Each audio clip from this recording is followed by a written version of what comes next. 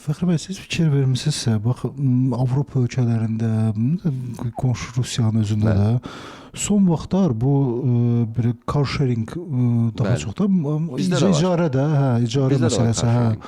Yəni icarə məsələsi daha aktual mövzuya çevrilibdir. Yəni hər halda fikirləşəndə elə bir vaxt gəlib çatacaq ki, yəni mən belə başa düşürəm yəni bu icarə daha sərfəli olacaq, nəinki maşın almaqdan. Hardasa sizinlə razıyam. Çünki car sharingdə mən də istifadə eləmişəm, Avropada da istifadə eləmişəm və bizdə də var car sharing bir şirkət var, amma yenə də baxın, həmin car sharing şirkət bizim ölkədə səhv etmirəmsə, bir dənə şirkət olduğu üçün qiymətləri çox bahadır. Və mən istifadə edən zaman baxıram ki, qardaş, mən özüm bu avtomobili, məsələn, car sharing avtomobili götürmək üçün gedirsən, xəritədə tapırsan. Bunun şəkillərini çəkirsən ki, əziyi var, yoxdur, öncədən.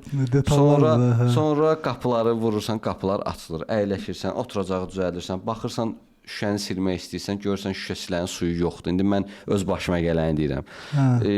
Xod deyirsən, bir təhər, hoşum, getdin və yol, belə deyim, yola nəzər yetirməlisən, qayda qanunla sürməlisən.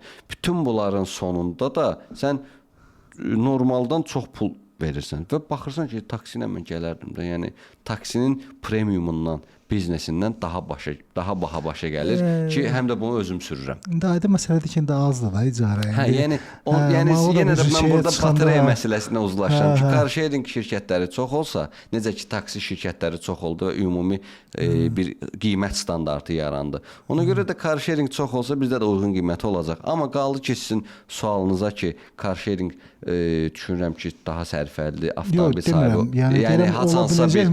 Mən bundan razılaşmıram. Niyə? Çünki avtomobil elə bir şeydir ki, sən öz şəxsi əşyalarını qoyub gedə bilirsən.